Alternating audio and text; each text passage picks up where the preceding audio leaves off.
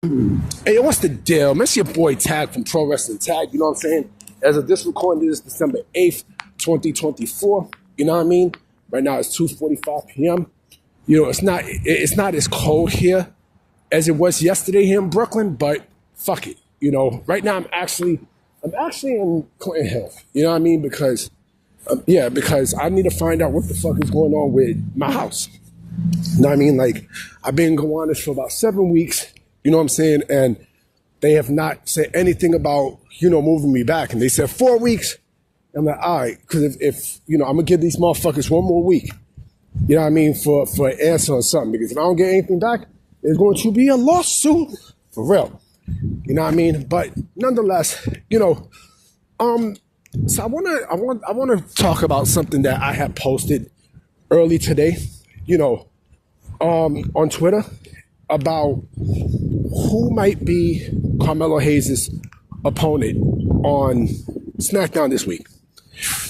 And there's definitely been a couple names that has been floating around and stuff. And I said some things and then I caught myself, So let's do like process of elimination.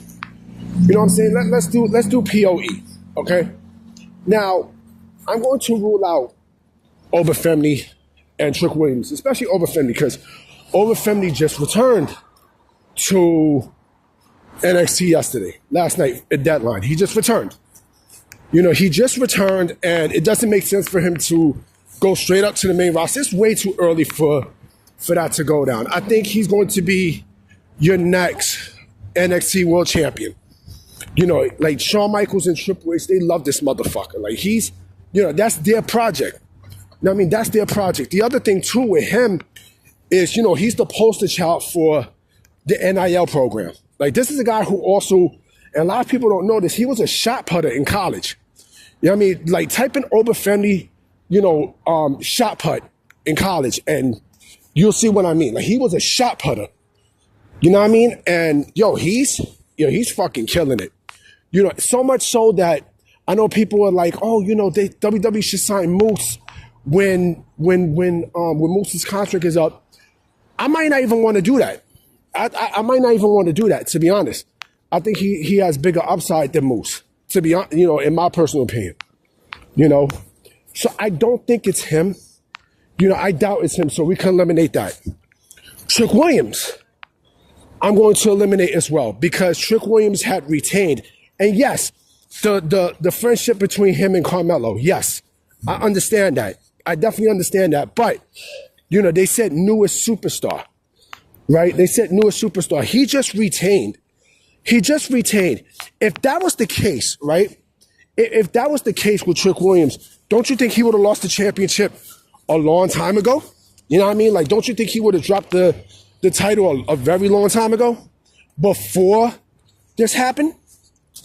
So I doubt that we could eliminate him off the equation. To me, it's not anybody from the superstar the superstar transfer that's happening this week. Why? Because that'd be anticlimactic. Like, you say you're newest superstar, trades can fall through. And that's kind of you being a little bit overconfident in a way, So I doubt if that's the case. Remember, he said superstar transfer, right? Basically trades is going to happen, right? So I personally doubt that that's the case. I highly doubt that's the case. Because again, you're not going to announce your newest superstar, especially when there's a trade, when there is a trade portal happening, and you haven't even gotten that superstar yet. I would say if this was the next week, yeah, we would know who it is. Bam. All right, I would say that. So you could eliminate that. There's two names that pop into my mind. There is two names. With one as the obvious choice, because it makes sense, but also a wild card choice. A very, very, very choice from left field. And this is going to shock the fuck out of you. Right? So my choice, honestly, will probably be, it'll be Pentagon Jr. To me, I think it'll be Penta Zero Muerto, right? Which is Zero Fear. I think he's the obvious choice because think about this, right? Last night he appeared on AAA, Lucha Libre AAA, to say goodbye and also say that, he has to make he made a career decision, right?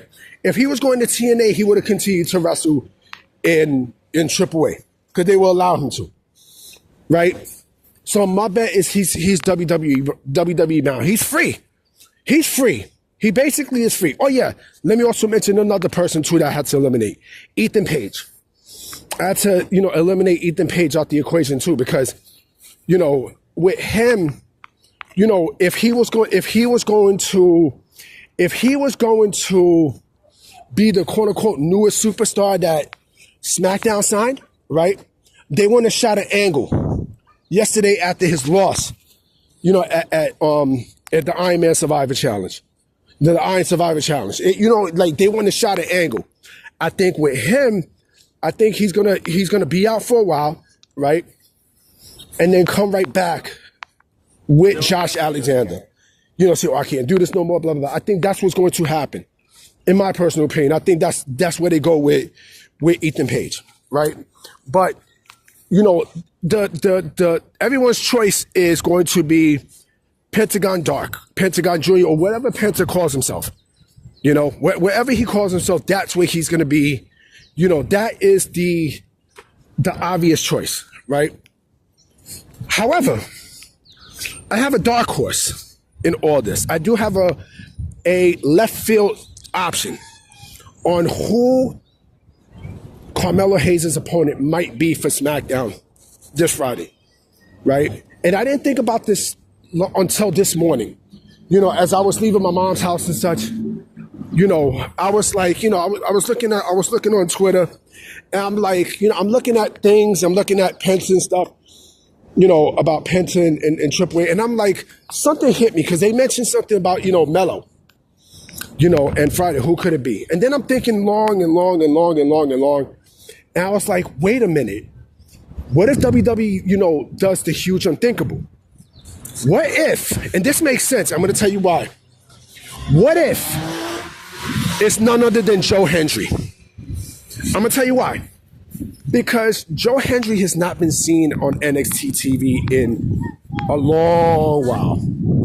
A very long while, right? And the other thing, too, with Joe Hendry, he's technically, quote unquote, a free agent, basically meaning he can go anywhere he wants. He said this earlier. He said he could appear for any show, right? So, as I'm thinking, I'm like, yo, it could be a possibility. It could be a possibility. Like, Mike, he's still a free agent,